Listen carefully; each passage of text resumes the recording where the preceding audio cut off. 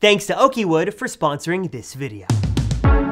The folding iPhone is totally real and may be launching way sooner than we think. Alongside touchscreen Macs and the infamous Apple Car, Apple has many ultra top secret teams working in that spaceship to bring us the next big thing. But Apple may be trying to hide the fact that they're facing some problems right now. A storm is brewing over the usual blue skies of Cupertino, and the iPhone 15 might be a major disappointment for one big reason. So let's do a bit of a deep dive into Apple's top secret team. Let me tell you what we know, what they're working on next, and what this problem is that Apple is facing. It might just be time for Tim to pick up the phone and give a call to a pretty well-known man named Johnny Ive, because Apple needs some help.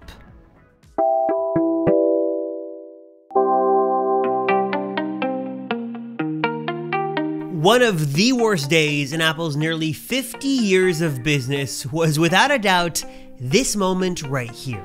An all-new design. Now, stop me if you've already seen this.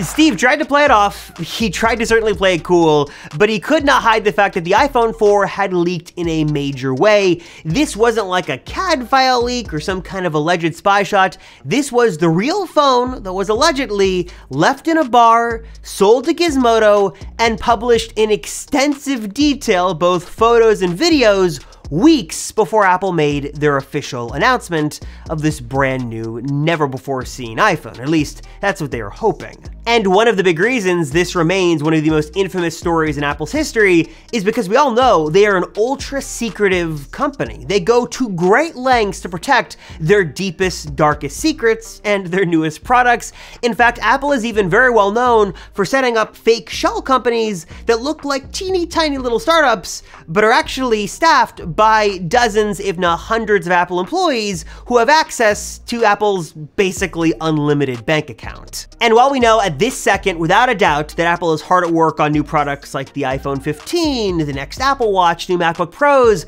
there's an even more secretive, sort of forward-thinking group inside of Apple that's working on like the next generation of hit products. These are 3, 5, 10 years out. They're much more bigger picture planning, and there's a lot we really don't know about this team. And honestly, Apple's happy about that because it's by design. According to Bloomberg, Apple has a top secret team inside of the company called XDG that is working on these next-gen products, and in this case, XDG stands for the Exploratory Design Group. And again, based off of the very little we know about this info, this team is hard at work working on like next-gen products, and not even products, but like technologies for these products. So we've heard from Bloomberg that there's been battery technology advancements and display enhancements and Apple Silicon enhancements that have all come out of this team and come into the products that we all use and love today. This team is focused and hard at work on creating this next generation stuff, and they're not even working in like teams, but they're actually working like on projects by their skill set. So they could be working on multiple different projects at once, and they're not even allowed to talk to coworkers about different projects they're working on. It's really that secretive. In fact, one of the latest innovations that is supposedly coming out of the XDG team is unobtrusive blood glucose monitoring. We've heard that this has been on the radar for Apple for years and years, and it seems like the secret might have finally been cracked from this group, basically allowing you to measure your glucose levels without having to draw any blood, just by now these days, supposedly, wearing an Apple Watch on your wrist. And if you're curious what else this super secret team could be working on at this moment, look no further than not only the ever crazy changing Apple rumor mill, but also by taking a deep dive into Apple's patents. Like I mentioned earlier, we have heard time and time again that Apple is hard at work on creating a folding iPhone and iPad, and they're currently testing a couple of different iterations. They're trying a form factor like the Z Flip, sort of a more vertical phone that opens up with a vertical screen, and also something like the Z Fold that sort sort of opens up into an iPad mini-esque screen size. They could make it seamless and sort of really get rid of that crease, and it seems like they're working on it, and according to sort of recent rumors, we could see this in the not so distant future, maybe the next 2 or 3 years. All right, we'll come back to that in just a moment, but first, I wanna show off to you guys my favorite new Apple accessories, some that are super premium, super elegant, and will take your iPhone and Apple Watch to new heights, literally. If you are looking for an ultra premium MagSafe and Apple Watch charging solution, look no further than the beautiful products made by this video sponsor, Oakeywood. Honestly, for me, one of the big reasons that I love these products from Oakeywood is that the care and attention to detail here is simply amazing to see. They just don't look super sleek and premium, they are ultra premium. Available in oak, walnut, and black, and made from real authentic wood, they look and feel as premium in person as they do here in video. I opted for walnut for both the MagSafe and Apple Watch charger, and I gotta say, they just look stunning in person and are a perfect fit here on my desk. I also should mention that there is a third really beautiful addition here in the Oakeywood MagSafe collection of accessories, and that is this. It's this really sleek floating MagSafe iPhone mount that can easily attach to a desk shelf if you want to sort of have this floating charging iPhone look and not taking up any of your precious desktop real estate. Honestly, I am just a huge fan of this beautiful collection of MagSafe accessories from Oakeywood. Again, super high quality, super premium, really well built, looks super sleek. So if you want to learn more and check them out for yourself today, which I highly recommend you do, hit the link right down below to learn more, check out this awesome MagSafe collection, and really check out all of the beautiful Oakeywood products for yourself today, again, by clicking that link right down below. We've also got new reports that Apple is working to completely eliminate any sort of cutout on their future iPhone models, not just sort of shrinking down Face ID components, but moving that and the selfie camera totally under the display. In fact, as soon as next year with the iPhone 16, Apple is expected to remove the Face ID components from sort of being visible, moving all that stuff completely under the display for the 16 Pro and 16 Pro Max, again, as soon as 2024. There is so much this team could be working on at this moment, and if we pause for a second and take a step back, I think that says something interesting about Apple in 2023.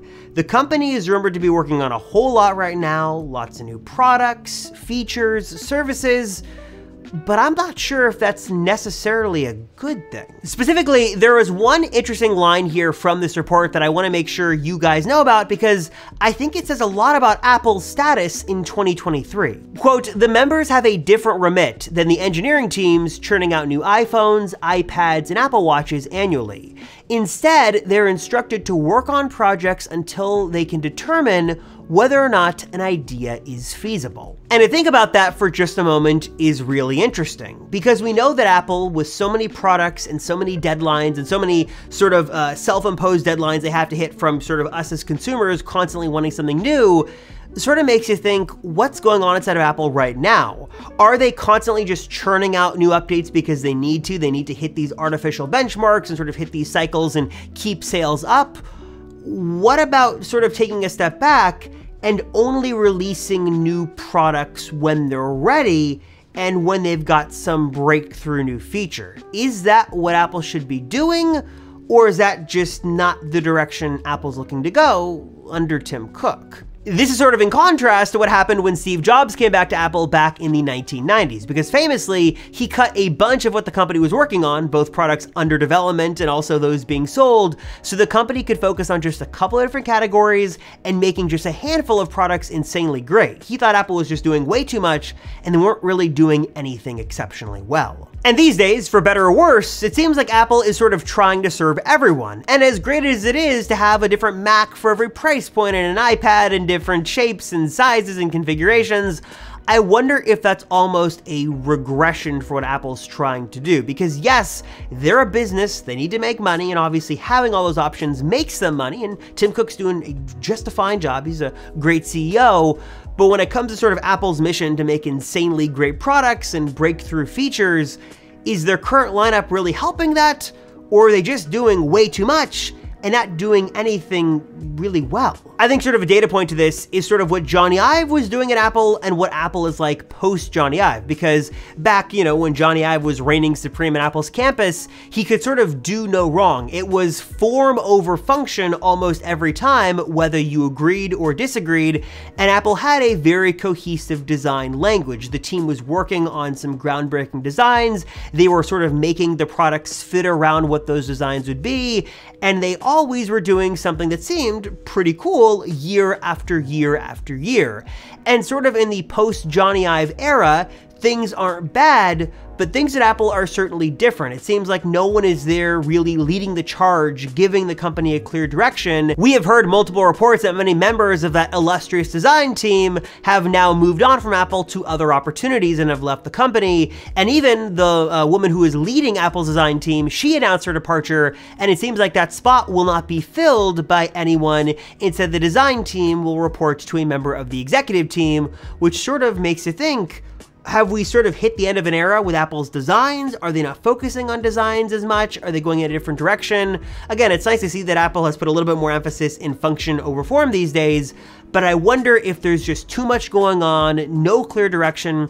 Just curious if we're heading in the right direction with updates or if we're not. And I don't know if there's a clear answer to that, but I do definitely think it's worth discussing. Like I said, I'm a huge Apple fan. I'm super excited for what should be coming with the iPhone 15 and new Macs and stuff like that. But I am curious, what are your thoughts on all this? Do you think that Apple is putting a conscious effort into usable, substantial year-over-year improvements, and that people, myself included, might be putting too many unrealistic expectations on the company, that we have this desire for big upgrades, it's just not gonna happen every year?